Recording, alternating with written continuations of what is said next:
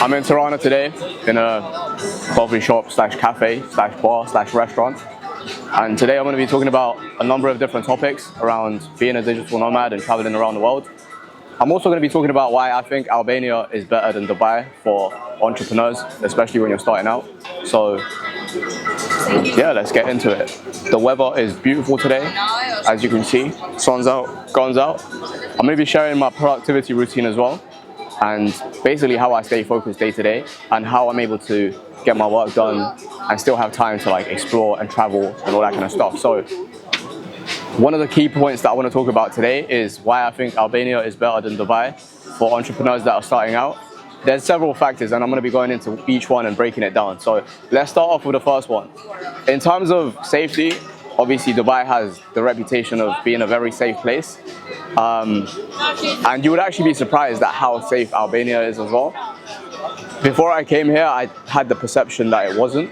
And I think a lot of people internationally will kind of have that perception as well, just because of the reputation that Albanians have all around the world. But I would say that in general, you can't really compare it to Dubai because it's not the same. They're not as strict with the laws and stuff, but in general, it is a safe place to be. Would I feel comfortable here walking around with a Rolex if I had a Rolex? Yeah, I probably would. I wouldn't mind. It would be a lot more, I'd feel a lot more better walking around with those kind of items here compared to, let's say, in London, for example, where I know for a fact it's just not going to be a good idea to do that, right? So in terms of safety, you'd actually be surprised, but Albania is very safe. And I would say it's probably one of the safest countries in Europe, if not the safest. So from that perspective, very good option. Other things to consider are things like weather. Obviously in Dubai, you get 300 plus days of sunshine, and the city itself is full of things to do as well. Now the problem with Dubai is 6 months of the year you can't really live there because it's too hot. And then you have the opposite problem with Albania as well, which is 5 to 6 months of the year the weather isn't the best, so you're not really gonna be able to go out and do stuff. So both of them have that kind of con to them, which is you can't spend the whole year in either of those places. You have to split your time between maybe Albania and Southeast Asia or South America, and maybe Dubai and Bali or something during the summertime when it gets too hot in Dubai.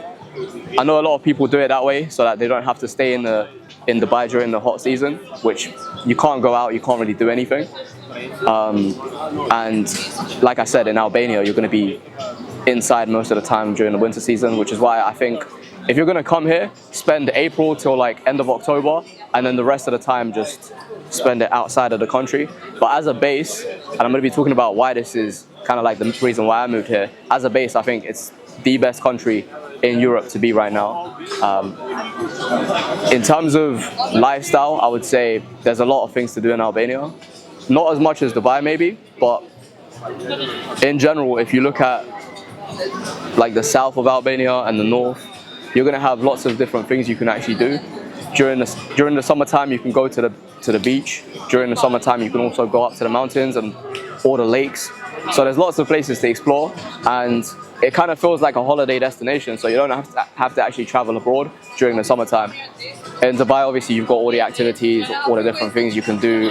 Dubai is built for travel and tourism, so it's an economy that's built to offer as many things as possible. But I would say if you're comparing both, Dubai only really makes sense if you're making 20k a month in profit plus.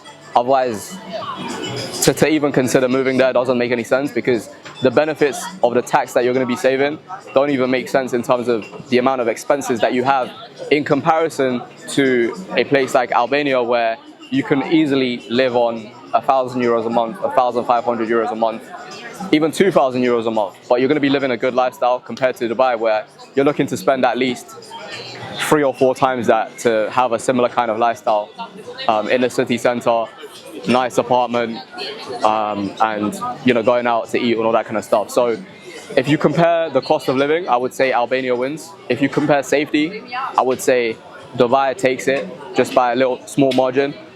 If you compare things to do, I would say Dubai takes that one as well, just because there's a lot more to do because of the nature of the country. But Albania has a lot to offer as well. In terms of other things, I would say dating is a lot better in Albania. If you compare it to Dubai, where obviously it has a reputation of not having the best dating scene, I would say Albania is going to be definitely winning in that kind of conversation. There's a big reputation around Dubai and the type of girls that go there, and in Albania it's not really like that. It's obviously just the local people here, and for that reason it's a lot more of a environment to actually, you know, do that kind of stuff if you're a single guy and you want to do that kind of stuff, you know. Okay, so one of the points that I forgot to mention is the tax. So obviously people move to Dubai to reduce their taxes. Personal income tax in Dubai is 0. As a digital nomad, if you're earning foreign source income, then you can actually lower your taxes to 0 as well. That's in my particular situation. Obviously, based on your situation, you have to do the research and find out if that's applicable to you. If you're an American citizen, you're going to get taxed wherever you go, so you don't really have any options. But if you're a European that's moving to another country, then Dubai is definitely a good option in my opinion. The thing with Albania is it's a much easier option to move to compared to Dubai. If you think about Dubai, you have to pay to incorporate a company. It's going to cost you thousands, and then the cost of living associated with that as well. So like I said, unless you're making above a certain amount of money each month, it's not going to make sense for you to move there. Whereas if you move to Albania, the setup costs initially are just paying the lawyer's fees to get the digital nomad visa, and then obviously like your apartment and stuff like that. But other than that, you're going to be saving a lot of money based on the cost of living. And then if you are eligible for the 0% income tax, then you're going to be paying 0 as well. Now the thing is, with Dubai, like I said, it's easier to make that move because you can just set up a company and then you have all the money flowing through that company, and you only pay 9% corporation tax based on a certain level of profit each year. With Albania, it's a bit more complicated. You're going to have to do some research and figure out where you want to set up your company, in which jurisdiction and in which kind of like tax laws and stuff like that.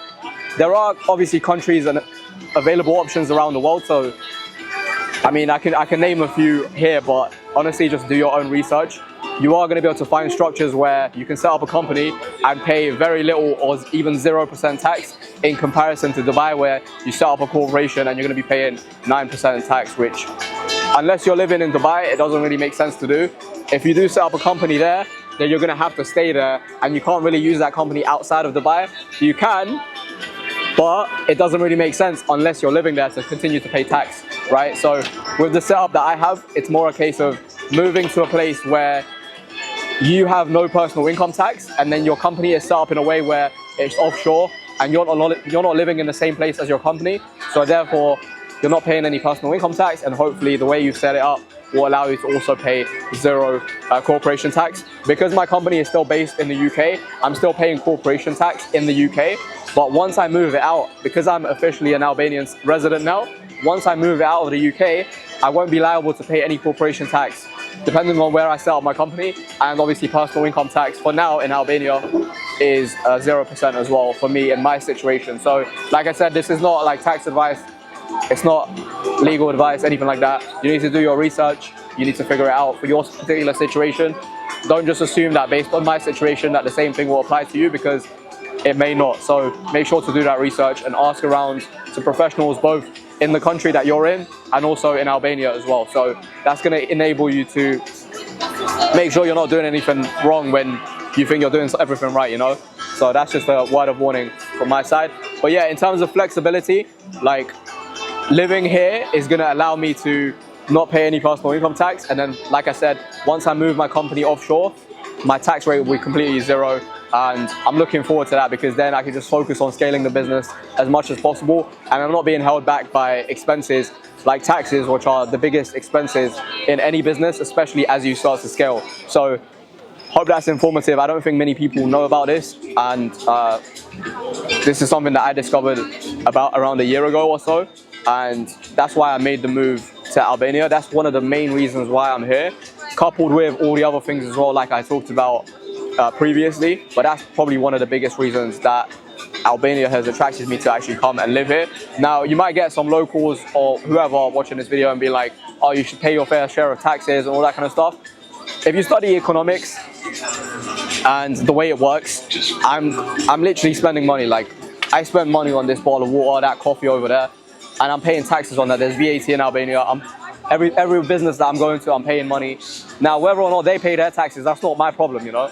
But I'm contributing to the society. I'm not using their healthcare services. I've got private stuff. So it's just a case of going where you believe you're going to be able to get the best out of what you want out of life. And for me, Albania is the best option right now. And if they change the tax law, then people like me will just go somewhere else. It's really that simple. So if you want to attract more money into the economy, they put in incentives like that to be able to do that. And I think it's a smart move, to be honest, because they're getting money from outside that wouldn't be in the economy anyway. They're bringing new money into the circulation. So it's only going to benefit the locals and the country. And obviously it benefits me as well as an individual, because I don't have to bear the burden of paying tax, especially somewhere in the UK, for example, where I don't currently live. So that's just a quick summary of another advantage, which I wanted to go into more detail because I think that's like the biggest one and the biggest draw, especially if you're an entrepreneur, you're starting out. In the beginning, your biggest expenses are going to be taxes. And as you scale, it's going to be taxes. So if you can reduce that to zero, that's more money in your pocket. That's more money to build your wealth long term. Okay, so we left the cafe because it was kind of loud in there. I'm going to be talking about how I stay productive as I travel. So yeah, this is probably a nice area to film. Okay, so the way I stay productive whilst I travel is I have a very simple system. I don't overcomplicate it. I have a spreadsheet, a Google sheet to be exact. And every single day, at the end of the day, I just sit down and I plan, what do I want to do the next day? And that will usually involve waking up at a certain time. So I plan the time I want to wake up, plan the time I want to meditate, and then I'll get into working straight away after the meditation. And some days it could be 4 hours, sometimes it could be up to 8, sometimes more than 10. It just depends on my schedule and what I need to do. But in general, like, if you plan your day the night before, that's going to be like the biggest determinant of whether or not the next day is actually productive or not. And the thing is, when you actually plan it, you want to stick to it. You know, if you say you're going to do this at this time, you do it. And then you just move on to the next task and the next task and the next task. Sometimes I'll finish the tasks early, in which case I'll either go out and enjoy myself, or I'll just add on more work, complete more work, and then I'll have less work to do the next day or whatever. But in general, this is how I structure my day. I wake up, meditate, work between a certain period of time, let's say from 7 or 8 a.m. till like 1 p.m. In between that, I'll have breakfast for like half an hour. Then around 2 p.m. I'll go to the gym, and then I allocate around an hour and a half for that. Come back, have lunch, and then if I have some additional work that I need to do, I'll work from like 4:30 till 7:30 p.m. Have dinner between like 7:30, 8, and then just go out between like 8 and 10, 11, if the weather's good. So that's generally like how I schedule my day, and that helps me stay as productive as possible, especially when I'm traveling. The only thing I need to take account for is where is the closest supermarket so I can buy all my food. And then the second thing is where's the closest gym, because those are the things that I use on a daily and weekly basis. Apart from that, the schedule stays the same. Plan it the night before, wake up the next day and just get it done. And if you do that enough days in a row, eventually you're going to be able to build momentum with whatever you're doing, and you're going to see results from it. So that is how I stay productive whilst traveling.